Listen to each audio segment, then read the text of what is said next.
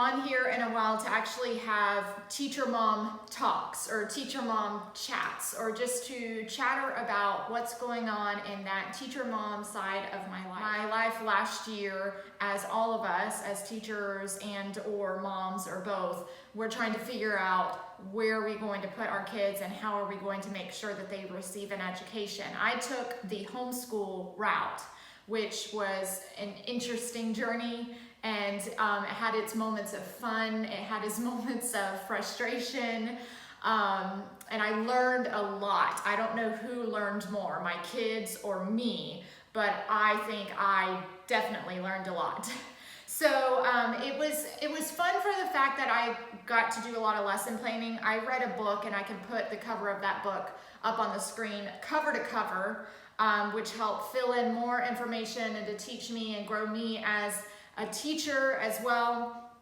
I got to know my daughter. I got to plan directly for her needs, which I don't know if she appreciated that or not, but we were trying to drill in on everything to get her where she needed to be. Of course, my kids she returned back to public school for 2nd grade, and my son does 3 hours of preschool now. I learned a lot about her as a learner, and as I was seeing as the year was going on, I was noticing her strengths, I was noticing her weaknesses, and as we sit right now, of course, she's in school all day, but I like to fill in and help out where I can in the afternoons and so forth. So as she stands right now as a reader, I feel that she's very strong, like her fluency is very strong, like she can just like fluently read.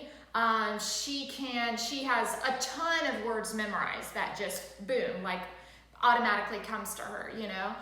So she can get through text pretty easily with just her fluency and her memorization skills. However, and it is improving. At the beginning of the year, I was kind of having a hard time reading what she wrote when she would bring work home from school. But now as I'm seeing things come home, I'm able to read it a little bit better. My biggest goal for her is sounding out her words and her spelling.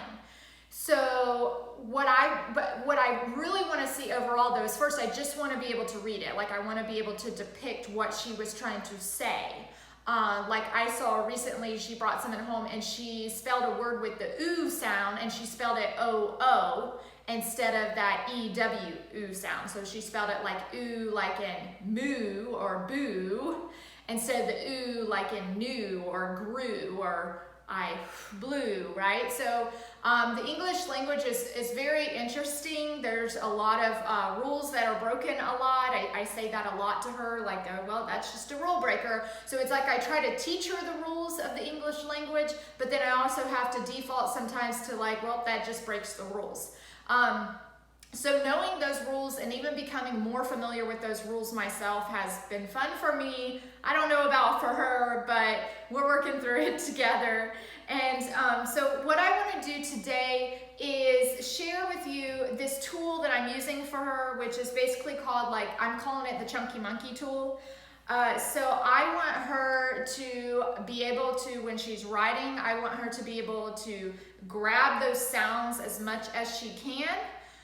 There is, of course, a progression in sounding out words, starting with CVC words, consonant, vowel, consonant words, just being able to get that beginning, middle, and end sound, and then it progresses on into digraphs and blends, and I'll kind of, what I want to do is I want to put the camera down with what I'm working at so you can see and have visuals of what I'm talking about. But this, I want to give like a disclaimer that this is just a tool that I have created. Of course, just grabbing on the knowledge, the little bits and pieces of knowledge that I have from working with other students, from working with other teachers and things like that, and just trying to pull and put together what I feel is going to work best for my daughter. I'm doing my little bit of research, but this is not a research-based method. I think I have, when I was working with her last year in 1st grade for homeschooling, I used some Spalding methods, which I've always really loved. However, I was not officially trained on Spalding. Spalding is something I picked up from 3 other genius teachers that I worked with. I picked up a little bit of knowledge from all 3 of those teachers who were experts in Spalding. I also dove into literacy footprints, and we used some of those resources, which are also really amazing. So I'm just trying to pull and see what fits for her. And a lot of times we, everybody's got this one-way method, or this is the way, like the Mandalorian, this is the way that we do it in education. And I will be honest, that's really not my philosophy for education. I think the way for education is what meets the needs of that child. This chunky monkey thing that I created works for my daughter, great. And so far I've been pleased. We've been putting words on there. She's been breaking them apart. And that's the key thing, because there are times when she can sound out a word. She figures it out. Woo, yay. There are other times where she just looks at the beginning of the first letter sound and just guesses at the rest. So I'm really trying to get her to dig deeper into words. So currently right now, she was doing a math problem this week for her homework, and she didn't know what the word centerpiece was. So I was gonna share this word with you and how we worked through it and broke it apart, and then used our centerpieces to give her the actual definition of that word.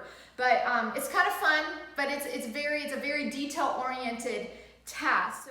All right, a couple other things that I just want to say before I start showing you my camera is the question of how do we teach kids to break up a word? Like if they're reading, how do we teach them to break up a word? And I'm sure that there are a good amount of methods out there.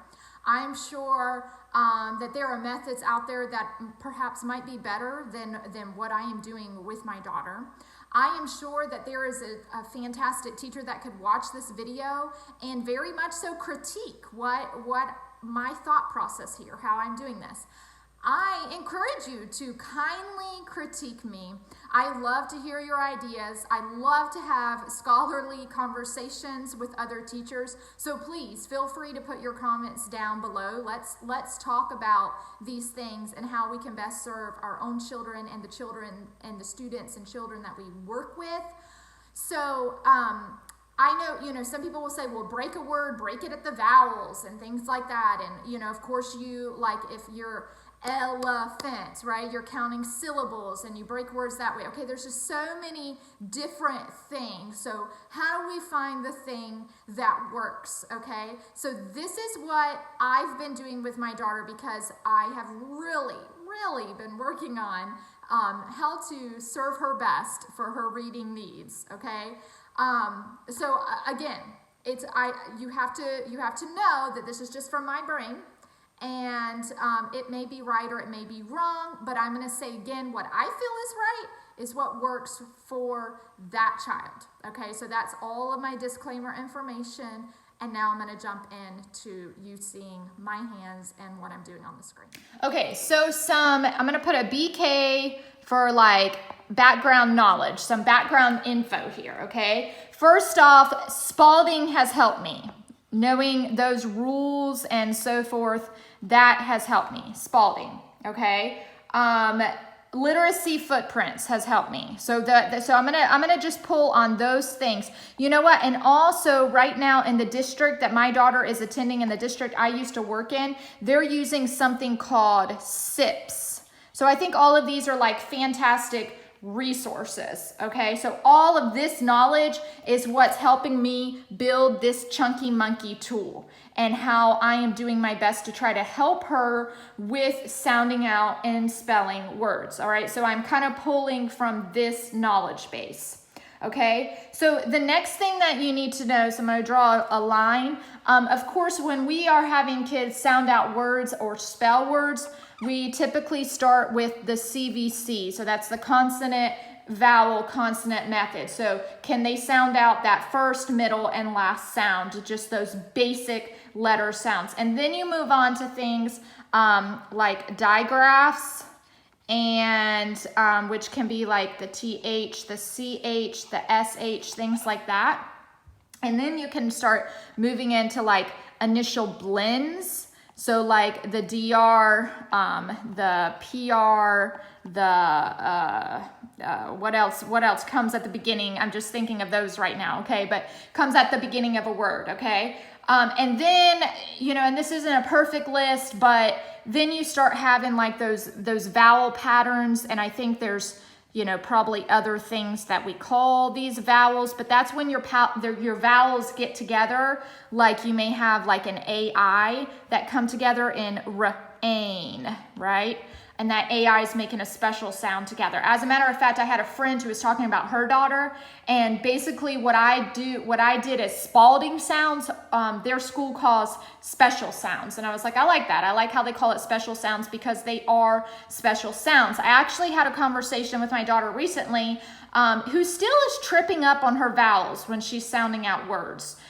Very, very obviously tripping up on her vowels, okay? And I kind of saw a misconception. I kind of understood why she might be tripping up, because she asked me one day, she said, now how come my friend Audrey, how